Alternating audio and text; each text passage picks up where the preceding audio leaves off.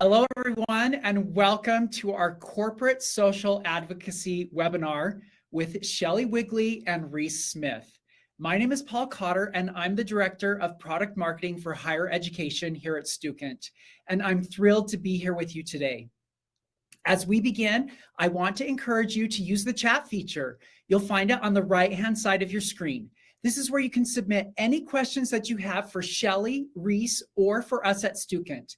And at the end of today's event, we will host a live Q&A.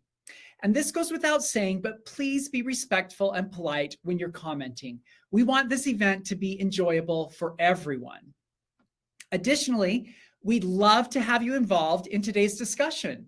So we're going to start out with a poll question. We're going to launch that poll right now. Here's the question. What is the best reason to engage in corporate social advocacy?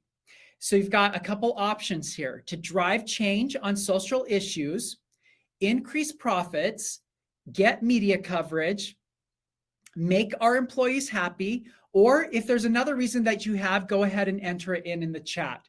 So I'm going to give you a little bit to put those answers in. It looks like right now we're trending high with to drive change on social issues. So go ahead and put your answers in there and let's see what we end up with. Welcome everyone once again. Go ahead. You can also enter in where you're watching from today, which school you teach at. Looks like Christine is here from Florida. Sakar is here from Vancouver, British Columbia. We're international today. Stephen from Grand Rapids. Welcome, Stephen, from Davenport University. I believe Stephen's one of our authors, Stephen Stromp. Thank you everyone for joining us. Oh, Rhoda Marie from the Philippines. Wow, this is great. Crisis communication is a global issue. So thank you for joining us so much today. Over the last decade, 𝐒𝐭𝐮𝐤𝐞 has developed more than 30 courseware and simulations for marketing, business, communications, and now accounting students. And we're not stopping there. We promise to continue to innovate and develop products in new subjects and categories. Our mission is to help you help your students help the world. And besides events like today, we do this by developing first in the world courseware and simternships. Our simternships are simulated internships. Everything we create at 𝐒𝐭𝐮𝐤𝐞 is designed to reduce your preparation time and bring high quality educational experiences into your classroom for your students. But let's get back to today. To kick things off, I'm excited to introduce 𝐒𝐭𝐮𝐤𝐞 CEO and founder, Stuart Draper. He has just a couple of thoughts that he wants to share with us right now.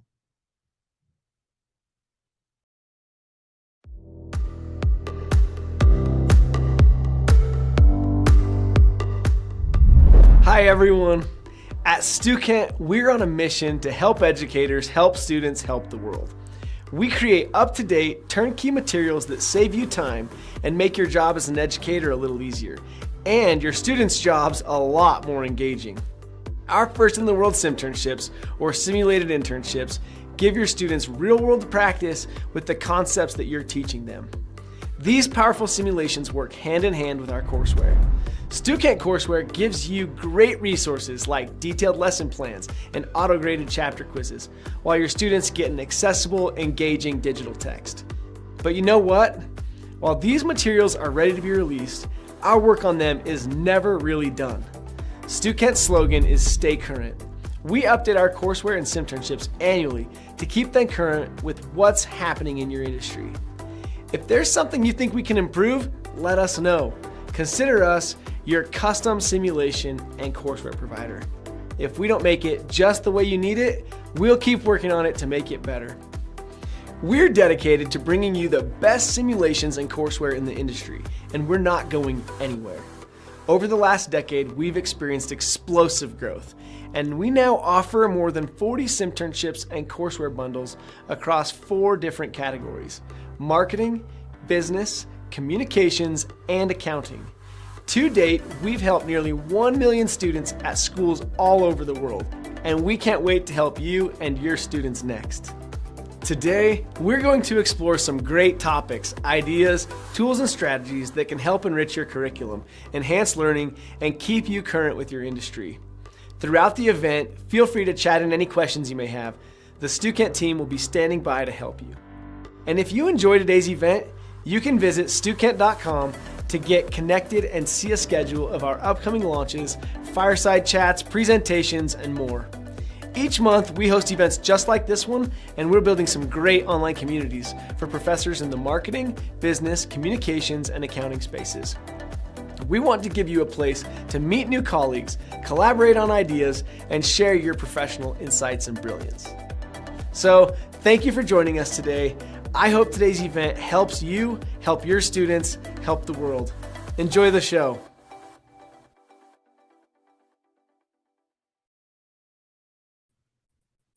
Thanks, Stu. As Stu pointed out, innovation is at the forefront of 𝐒𝐭𝐮 and what we do. So we have a great discussion planned for you today. And to begin, I want to introduce our first guest, Shelley Wigley. Shelley, go ahead and come on stage now. Shelley Wigley is an experienced journalist, producer, and public relations specialist who eventually found a passion for crisis communication. If you'd like to connect with Shelley, we have a link here that you can connect with her on LinkedIn. Shelley began her teaching career more than 20 years ago at her alma mater, Oklahoma State University, as an assistant professor of public relations. And now Shelley has a PhD in mass communications from the University of Oklahoma. Shelley has served as an advisor for the Public Relations Student Society of America and is a member of PRSA. She's also the author of 𝐒𝐭𝐮's Crisis Communication courseware. And as a special gift to everyone attending today, we want to offer you free instructor access to our Crisis Communication courseware. With this instructor access, you'll be able to preview the entire courseware, including lesson plans, assignments, lecture slides, and so much more. So go ahead and click on the link right now at the bottom of your screen, and you can get that free access. Shelley, welcome. Thank you. I'm glad to be here. My voice is not 100%, so I apologize, but I am here and I'm excited to talk about corporate social advocacy. Well, we are so excited to have you with us today. I'm going to hop off stage right now and turn the time over to you. So go for it, Shelley. Thank you so much, Paul. And I'm very excited to be presenting with Reace Smith, who will be here a little later on. I'm going to talk about more of the academic side of corporate social advocacy. Reace has actually been in the trenches and dealt with this, and she has some great information to share with you all. So first, we'll talk about what is corporate social advocacy. So basically, it's when corporations take a stand publicly on some type of social political issue. And this can be planned or unplanned. As you see there, I have the Chick-fil-A logo. Some of you might remember that back in 2012, Trua Cathy, who was at the time the CEO of Chick-fil-A, was doing an interview with the Baptist press. And I'm sure he thought that, this would never go very far. It was just going to go to the Baptist congregation. But he made a comment about his support of traditional marriage. And that blew up like crazy. There were people protesting, people counter-protesting. So the point is that corporate social advocacy, it can be both planned and unplanned. And both of those can either be good for you and enhance your reputation, or they can create a crisis situation, which we don't want ever to happen. So a little bit about corporate social advocacy. It's a fairly new term. It hasn't been around for 30, 40, 50 years plus. And it basically spans two other type of more well-known or concepts that have a longer history. Corporate social responsibility, which I'm sure a lot of you are familiar with. And that just basically means a company doing good in the community, whether it's giving back, or it can even mean if you are being environmentally kind with your work practices or whatever you produce and sell. It can also mean being very good to your employees in different ways. So the other one that corporate social advocacy spans, the other concept is issues management. And this is primarily used to reduce friction and increase harmony between an organization and its stakeholders. Now, issues management also comes up in crisis communication. So, for example, you always want to be looking out, scanning the environment, trying to figure out, are there issues bubbling up with your stakeholders that you need to address before they become a crisis? So what the research says about CSA, and as I said, this is a fairly new concept. It wasn't even introduced until 2014, 2015. And that's when a couple of researchers, Melissa Dodd and someone with the last name of Supa, his first name escapes me, but they first coined this term, corporate social advocacy, defined it and also researched it. And what they found, again, a lot's happened since 2014, 2015, but what they found was that the greater agreement with a corporate stance equals the greater intention to purchase a product or a service. And the lesser agreement with a corporate stance results in lesser intention to purchase a product. Also, there's been research since this initial examination of corporate social advocacy. There have been some studies that have found that perceived authenticity and brand fit are extremely important when you are engaging in corporate social advocacy activities. There's also been research that has found that a positive impact on corporate reputation results from engagement in corporate social advocacy, but that authenticity has the strongest impact between authenticity and brand fit. So both brand fit and authenticity matter when you are engaging or your company is engaging in CSA, but authenticity is the stronger or has the stronger impact. There's some evidence out there that corporate social advocacy can improve stock prices, and also public stances and actions must match. So you can't say that we're for the environment, we're for addressing global warming, but then your actions go counter to that, because that will create a crisis for you. I'm now going to talk about a couple of case studies, two that went really well for the brands or companies and two that did not. So the first one, I'm sure a lot of you are familiar with, the 30th anniversary of Nike. They did a campaign featuring Colin Kaepernick. And of course, that created a lot of backlash on social media and online. Colin Kaepernick, if you don't know, he was a quarterback with the San Francisco 49ers, and he started kneeling for the national anthem. I believe initially he was staying inside the locker room, but he talked to a veteran and asked, hey, what's the most respectful way to do this? And the veteran said, well, I would kneel.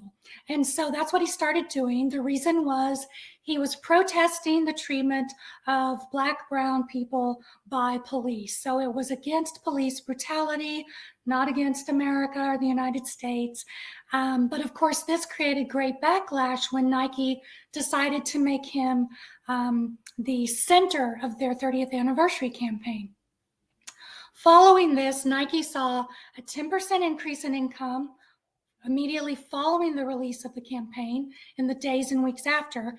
And since September 18th, Nike stock is up 51%. And we'll talk a little bit about maybe why this strategy has seemed to work for Nike. I wanted to pull and share some quotes from people that I found, experts, talking about perhaps some of the reasons why this worked.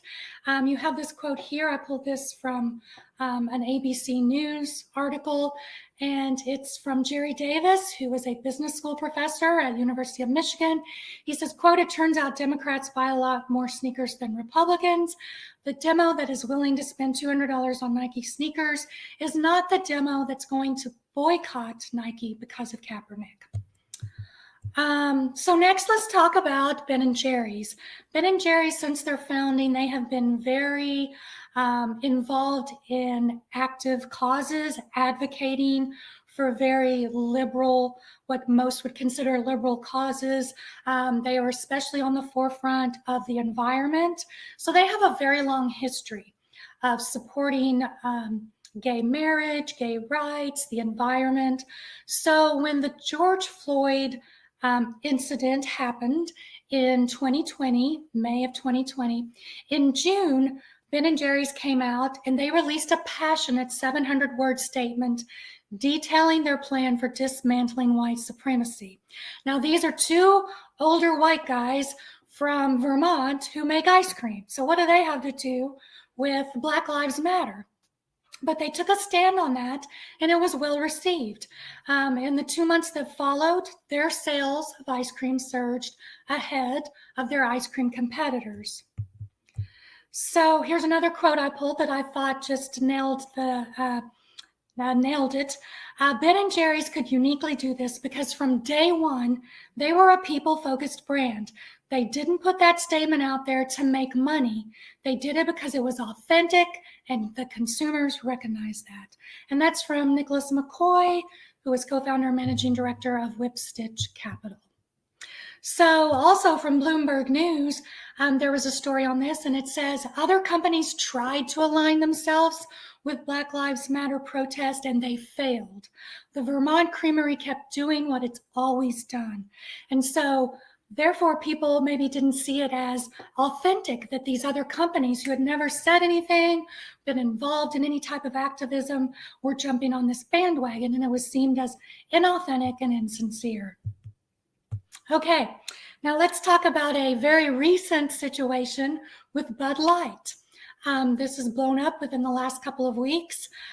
They decided to launch a branding partnership with transgender influencer Dylan Mulvaney, and this launched, I believe, March 31st. Now, just to give you a little background, Dylan Mulvaney transitioned to female during the pandemic and is a big hit on social media. She has 2 million followers on Instagram and 10 million on TikTok. And we have a video, if you haven't seen it or aren't aware, of Dylan Mulvaney introducing this partnership with Bud Light. So if we can play that video.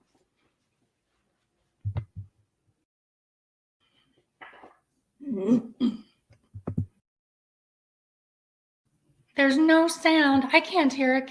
Oh.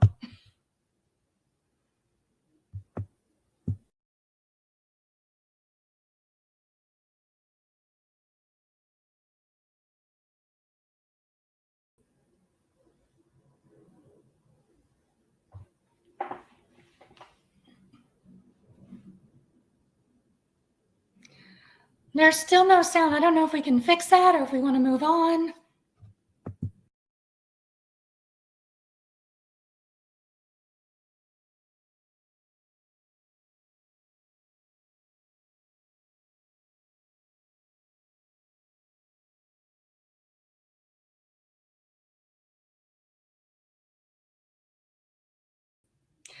Okay, well, we'll move on. So basically, she was introducing the fact that Bud Light had sent her a tremendous amount of cans with her face on it. They were personalized. Those are not for sale, but they did that just to bring attention and to be more inclusive.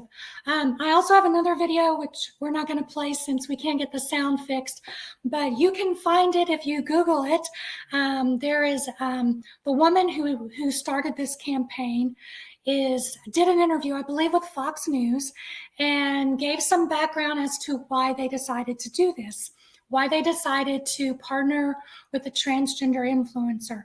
And her take was that we need to have a younger audience. Our brand is, they're still the #1 brand, which if you go and research it, they are the #1 brand in the United States. They have the largest market share, but that has been going down steadily, slowly, but steadily over the last few years, as has beer consumption as a whole. And so they wanted to, as she said, lose their frat guy image.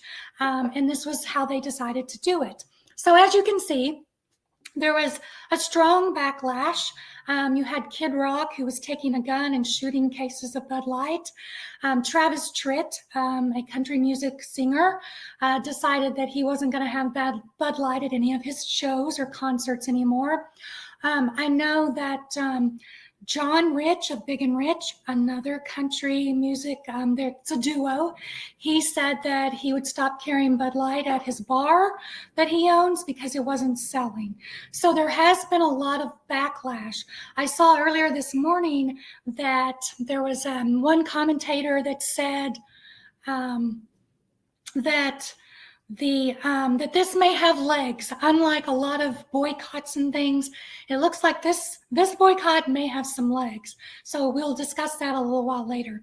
But as of Thursday, the brand stock shares were down 4%, and its value has plummeted more than $5 billion. I saw an updated number this morning that it's now plummeted to $6 billion. So as of now, this looks like not a really good move for Bud Light. So then I want to talk about Disney. This happened about 18 months ago, I guess. It was in late 2021 when Florida and Governor Ron DeSantis came out with the Don't Say Gay bill, which passed in Florida, which made it illegal for teachers to engage with any kind of conversations about gender to public school students. Disney remained silent, and because of that, they got backlash from their employees. The employees were very mad that Disney did not take a public stand. Now, what they did do is they did, behind the scenes, talk with their employees and say, hey, we're going to tackle this issue behind the scenes, doing things, within the content we put out, etc. But that was not enough for their employees. So this created a big crisis for the company. There was a lot of negative media coverage. Of course, their employees were unhappy. And so what happened is the CEO had to come out and apologize, and also stated that Disney would pause all political donations in the state of Florida. So this eventually died down. However, the CEO at that time was replaced by his predecessor late last year. So Bob Iger, who was the CEO of Disney, then they brought this other gentleman in who had this fiasco. Bob Iger came back in and replaced him and is now once again the CEO of Disney. So that didn't work out very well either for them. In the long run, it did blow over, but their employees were not happy. So I have some questions for you all, and I want to start, and you can just put in the chat your thoughts on what went wrong with Bud Light's corporate social advocacy efforts. What do you think went wrong?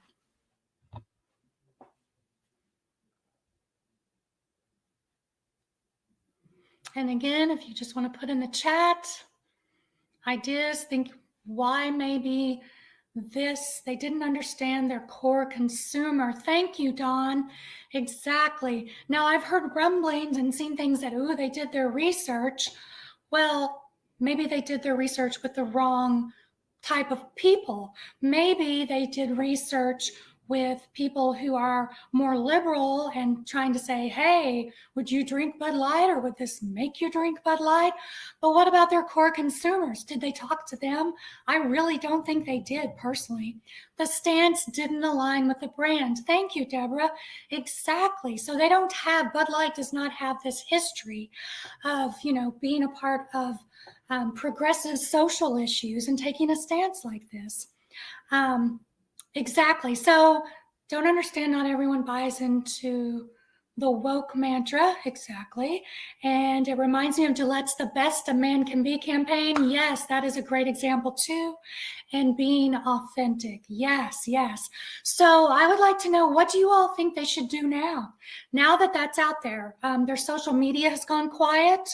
They haven't said anything. Their brand, the person that came up with this campaign, has done an interview on Fox, but what do they do now? They've kind of backed themselves into a corner. So if anyone wants to chime in there on the chat, I would love to hear what you all think about what they can do now. I'll give you all just a few more seconds.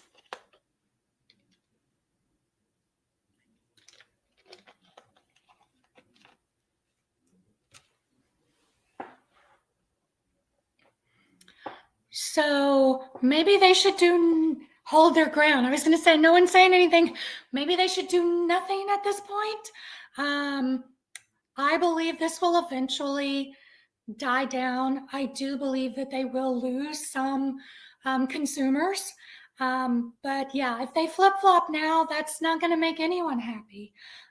So I believe that they should just let it run its course, maybe learn from this, go back to the basics and build from there. They could definitely do that. They are definitely going to lose the younger generation, though, if that's something that they were wanting to become a part of. I mean, I think this just goes back to bad planning, bad research, not knowing who your main consumer is, your primary consumer. I feel like if they could do a do-over, that they could still make a move to try to capture that younger audience, but without going so extreme and going so hard left. I bet they have summer marketing plans ready to go. Good, I hope so.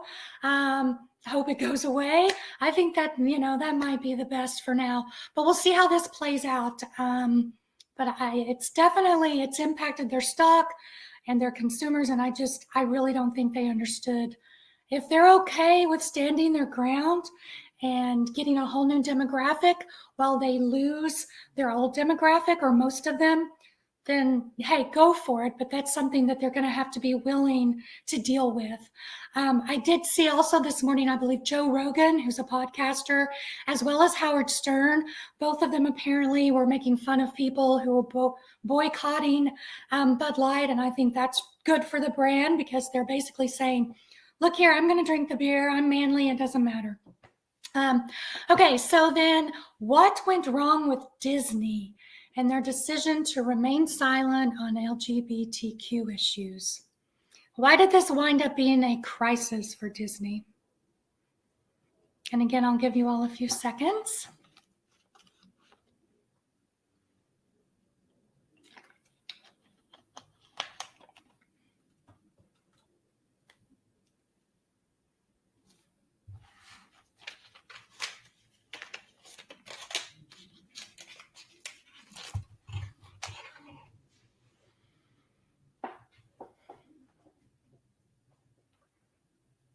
Silence can be interpreted as not supporting.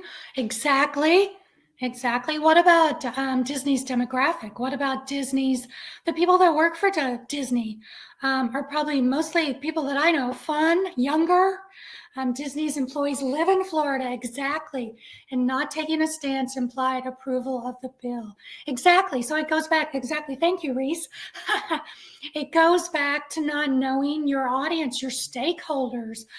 Perhaps they felt like, well, we are a family destination, which is true, but they also attract all kinds of people to Disney World. And so perhaps that's why they remain silent without thinking about their employees, which you got to consider your employees as well. Some employees feel that companies should speak up, but there are times companies should not get involved, must pick your battles. Exactly, and Reese is going to talk about that. So I'm glad you brought that up, Gordon. And what could have they done differently? Obviously, they could have taken a stance of some sort. Maybe they didn't have to go hard left again, but doing something to let their employees know that they care about them, they care about this issue because they know they care about it and that it affects them. Okay, and then finally, I just have a few final thoughts before I turn it over to Reese. Corporate social advocacy, it can create goodwill, but it also can create a crisis. So it's a very fine line you want to walk. Sometimes it might be best to stay silent. There's a term called corporate social silence, which I know there are researchers at University of Florida who are starting to study this. And so be looking for more information on that. Hopefully we can get a guide of, as to when to remain silent and when to speak up. Reese is also going to talk about that in a little bit. And then before engaging in CSA, do your research, do your homework, know your stakeholders, all of them, and know your organization's values, that authenticity thing. Be authentic, consider the brand fit, and then do corporate social advocacy for the right reasons, not for profit, because people will call you out for it, especially the younger people of today. So that's what I have for you today. Again, I apologize. My voice is a little wonky, but thank you for listening. And thank you to those of you that interacted. I love interaction. So thank you, Shelley. That was a great presentation. Very current issues that we're seeing in the media right now. Loved hearing about that. I apologize. We don't know what was happening with the sound on our end. So I apologize for that with those videos, but hopefully you were able to access them as we put the links in the chat. Once again, thank you, Shelley. Now I want to introduce our next presenter, Reace Smith. Reace, go ahead and come on stage. Reace Smith is an accredited public relations professional with more than 25 years of experience in internal and external communications. She is currently the head of communications at Liberty Steel USA and has worked for a large variety of organizations, including RNDC, Dean Foods, Dex Media, Texas Health Resources, Fleischman Hillard, and Fogarty Klein and Partners in roles involving media relations, executive communications, crisis communications, and internal communications. And we have a link if you'd like to connect with Reace, so go ahead and click on that.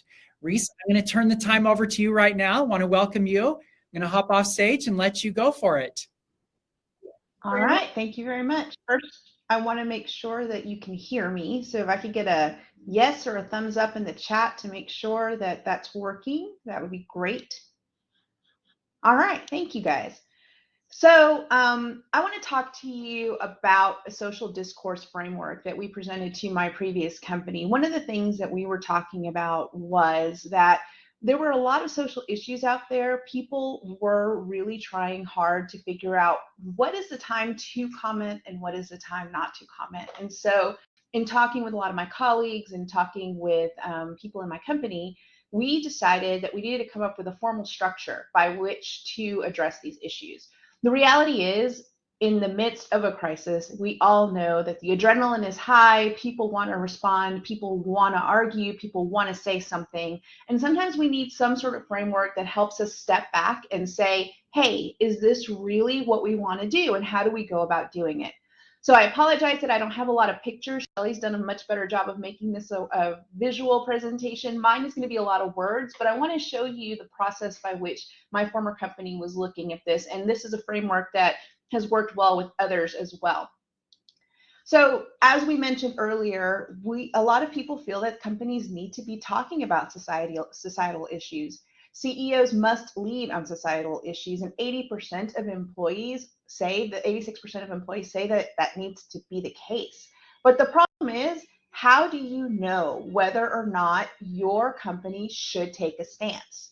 So with that, what we decided to do was create kind of a layout as to who should be involved, who should we collaborate with, what are the guiding principles, and what are the rules of engagement.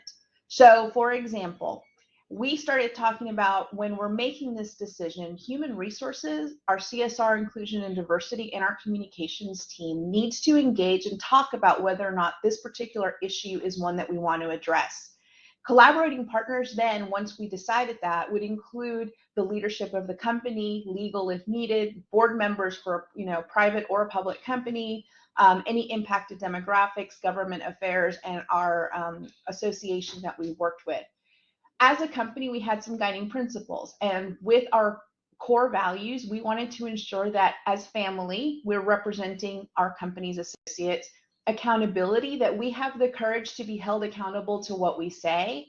Professionally, we would act in a timely manner to address issues that affect our stakeholders. That in honesty, we would take a stand and we'll be honest with our intention and beliefs. Our service, that we would take into consideration all of the stakeholders in the conversation. So how do we go about deciding when to do this? The first thing was, if an issue arises, we agreed that we would email one of the first three people involved, the human resource, CSR, and communications. The person who raises the topic is held responsible for holding the meeting and getting engaged. The committee would decide on what the key points are to communicate. Communications would take the lead in drafting the initial statement. The statement would be reviewed with the appropriate audiences, and then once it was finally approved by the operating committee, we would release it to the appropriate audiences. So what would we consider? This is a framework that we borrowed from Harvard Business Review. So does this align with our aspirational brand? Can we meaningfully influence the issue with our associates, which is what we called our employees, business partners, communities, and other stakeholders? Will our impacted stakeholders align with us speaking out? And based on this flow chart, the number of yeses would determine what position we would take. So if this does align with our aspirational brand, if we could meaningfully influence the issue and our impacted stakeholders would align with us speaking out, then absolutely we should speak out as a leader. However, if there is a no in this situation, maybe we needed to consider evolving our strategy and overlooking an opportunity. Also, we would find a partner to increase influence and avoid risk of being perceived as disingenuous. So 2 yeses, maybe we speak out as a follower and not as a leader. 2 no's, so 1 yes, we wouldn't speak out. This is something that we would need to monitor to ensure that maybe there's a later opportunity. If the answer is no to all 3 questions, then no, we would not speak out. So this is, as I said, it's modified from Harvard Business Review, but it gave us a really good framework to consider in our discussions. One example of how we used this, we had spoken out on George Floyd, we had spoken out on a couple of other issues, when Iran had the issue of killing the journalist, the woman, and all the protests were going on in Iran. We had an employee who was very passionate about this. She felt that it was really important for our company to speak out about this and to make a public statement. And while we understood what her passion was about and we agreed with her in terms of the wrongness of what was going on in Iran, we ran it through this filter. And the reality was that we could not meaningfully influence the issue with the stakeholders that we were trying to influence. This was not necessarily something that aligned with our brands. And so with that, we had a conversation with the employee and said, look, this is the framework that we use to determine this. We absolutely understand your passion behind this, but as a company, this is a business decision we have to make. Let us explain to you our thought process and why we're deciding to go ahead and not comment. She wasn't happy, but she understood there was a method to our madness. And so that really helped in the conversation with our employees. So this is a great framework to use. I wanted to share with you some additional things that we were talking about with our team. One, again, adrenaline's rising. We have an issue that we want to talk about. And so we wanted to ensure that we were covering everything. We created a discussion framework. How does this align with our aspirational brand? Can we meaningfully influence? If so, what does that mean to us? Will people be impacted with this? What would they say? How do we determine the risks and benefits? There's supporters on both sides. How do we address the issue respectfully without leaning on personal or political opinions? So we had to define what success looks like. These were a list of the questions that we wanted to address, as well as additional considerations.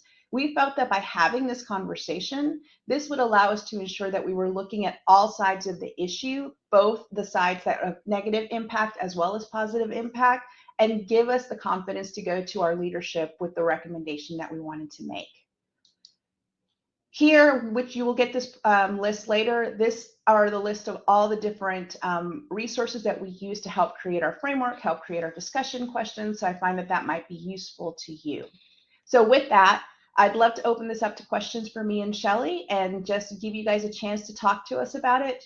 Like Shelley said earlier, she has brought in the theoretical elements to it, and this was an example of how we put it to work in real life. Great. Thank you, Reace. I loved seeing that framework that your company used. That's awesome. Shelley's coming back on stage right now. So I just want to invite everyone to go ahead and enter your questions into the chat, and we'll ask those. We did have a couple of questions that were submitted prior to the event, so I'm going to go ahead and start with those. Let's see. The first one I have is, how can I incorporate corporate social advocacy into my curriculum or lesson plans in order to help my students develop an understanding of social responsibility and ethical decision-making in the business world? Open up the newspaper. Yeah, I was going to say, there's a lot of current case studies. I mean, Yeah. I would ask them to identify one and, you know, critique it. That's how I would approach it, because it's everywhere. I mean, you can't avoid it. If you, like Reace said, open the newspaper, of course, none of them read newspapers, but it all filters onto social media somehow. Yeah. So yeah, they can find it there on TikTok or Twitter or Instagram. Maybe not so much Instagram, but they'll find it. Even with my at work, we would talk about these issues as they would arise, right? We would see an article about a protest or something, and the CSR and D&I lead and I would get together and go, okay, is this something we want to bring up? Is this something we want to talk about? What are we going to say when somebody comes to us and says, what are you going to do about this? Yeah. So that's not just an educational element. That's something that we had to do in real life. Great. Here's another question. How can a company measure and evaluate the impact and effectiveness of its corporate social advocacy efforts from a communications perspective? So one thing that we looked at was responses.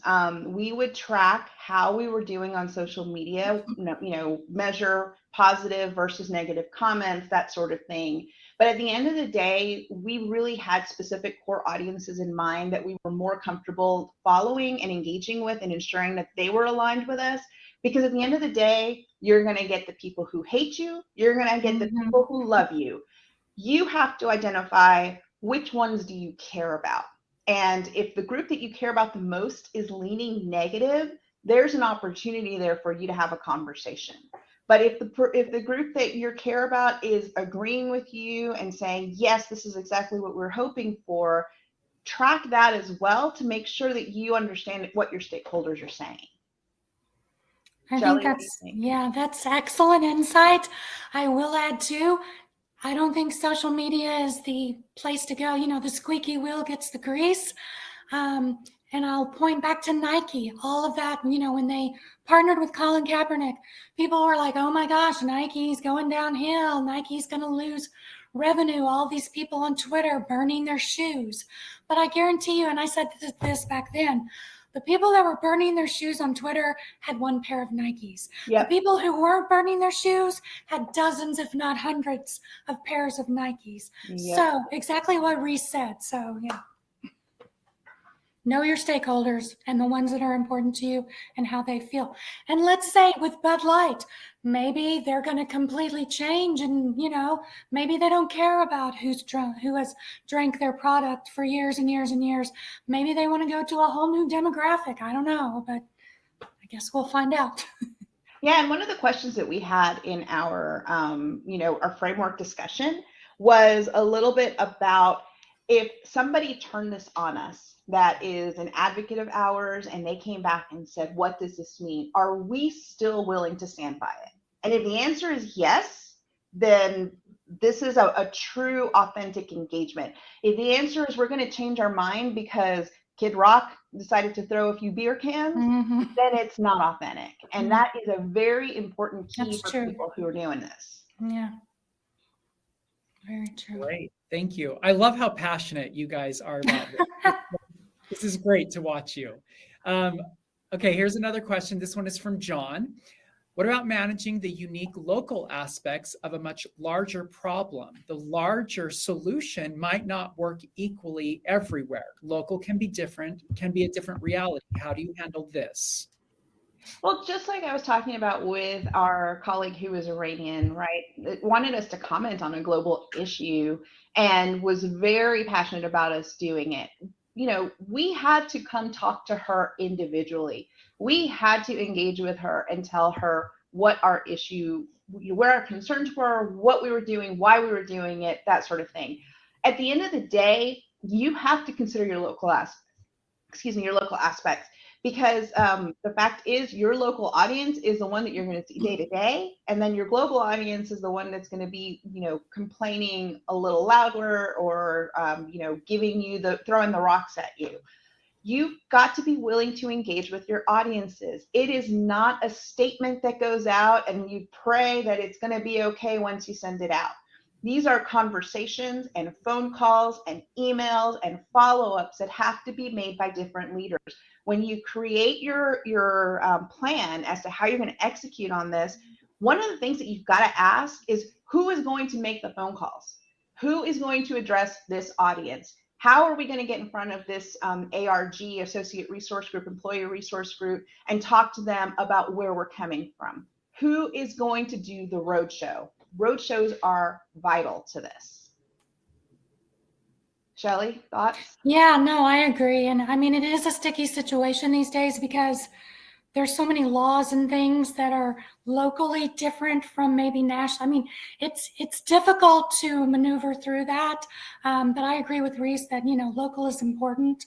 And you just have to find your way through it somehow. But listening, again, going back to that, listening to your stakeholders and deciding which stakeholders are most important in that situation, and keeping them on board with you. So.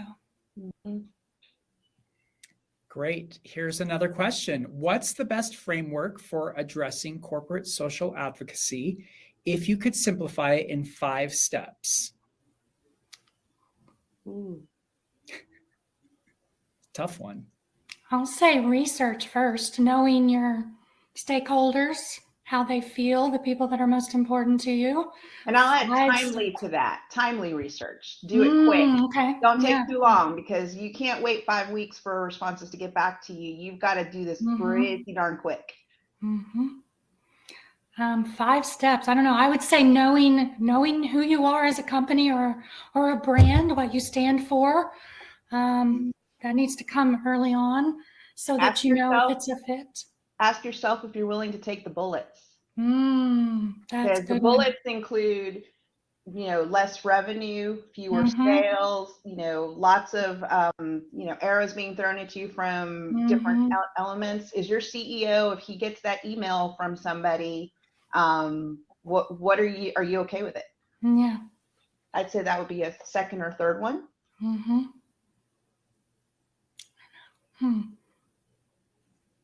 Yeah, some things are not easy to put into 5 bullets. Yeah. we got 3. Yeah, you gave 3 great bullets, and kudos to that. Here's another question. What are some key communication channels and tactics that can be utilized to amplify corporate social advocacy messages and engage with diverse audiences?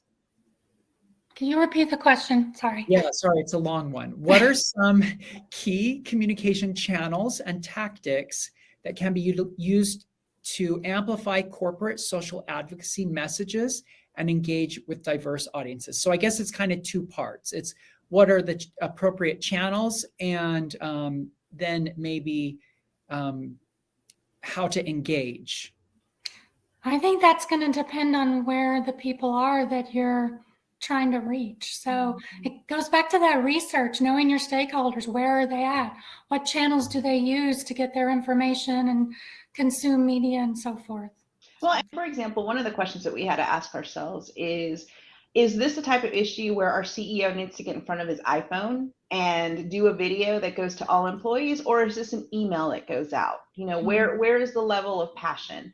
If that email or video gets forwarded, it's going to show up on social media. It's going to show up in trade media. It's going to show up on different sites. So you've got to be very strategic about thinking, what are they going to say? How is the message going to be? Yes, it will be forwarded. Always expect it to be forwarded. So it's more than just where, it is the how. Because a video message where a CEO is talking passionately about something is going to go much farther than an email that has obviously been edited by 20 people so that it sounds neutral, right? So you've got to consider first what you're sending out to determine also how it's going to be received in other places. So two, if it's a longer project, many companies are doing CSR books now. They're doing corporate social responsibility reports talking about the initiatives they're working on.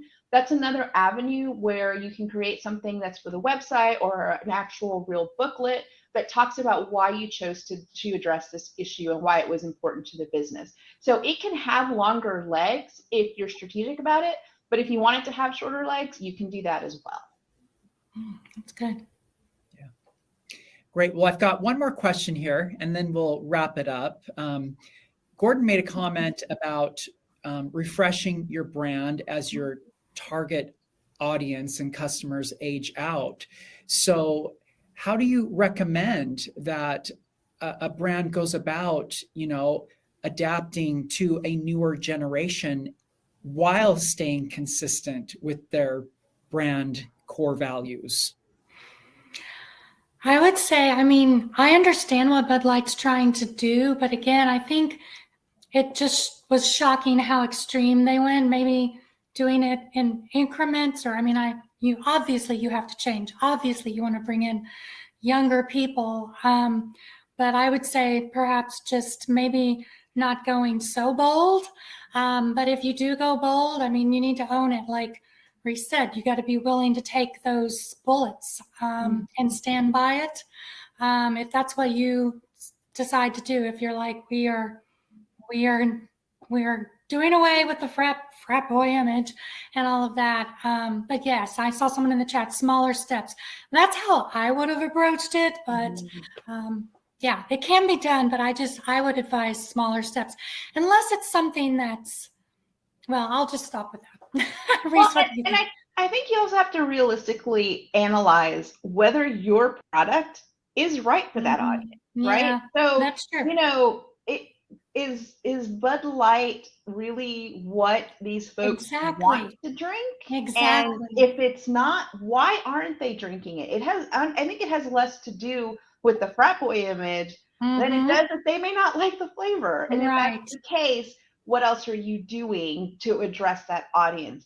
Because maybe you have to accept that Bud Light as a brand. I'm not saying this for whoever loves your Bud Light. I'm not saying that this is what's happening, but maybe you have to consider that you need to phase out that particular brand and bring in something different. Maybe it's the same liquid, rebranded as something else, or maybe it's something new altogether. You can't just put a new label on something and say, this is a new thing, congratulations, or come to this because it's awesome. No, I didn't like it the first time. I'm not coming back to it. So I think that there's other questions that in particular Bud Light needs to be asking, that's more than just, they need to ask why people don't like Bud Light. If their target doesn't like it, is it a flavor issue, not an advocacy issue? So. Exactly. It's like they're co-opting this social issue, and so it doesn't seem as genuine or sincere. So yeah, definitely research needed, Christine. Yep. Definitely. Well, thank you so much, Shelley and Reace. This has been a great presentation, and you're both very passionate about this. It was very fun to watch you. And these are very difficult issues. And so it's great to hear your comments on that. Just as I mentioned earlier, Shelley is the author of our crisis communication courseware. And, as a thank you for attending today, we do want to give you free instructor access to that. And we also have a free assignment that you can use in your classroom. It's an activism in action assignment.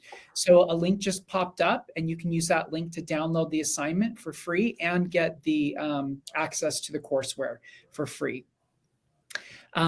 We would also, if you've enjoyed today's webinar and want to participate in more like this, we have another link that we will put up for our upcoming events page. And we invite you to click on that link and register for anything that is appealing to you. I also want to extend a special invitation to each of you to attend our Marketing ProfCon event. It's a live event conference that we're holding here in Idaho Falls, Idaho, June 14th through 16th. And you can click on the pop-up at the bottom of the screen and find out more information about that. Thank you, Shelley, once again. Thank you, Reese. Thank you, everyone, Thank for joining you. us today. We hope you have a fantastic weekend.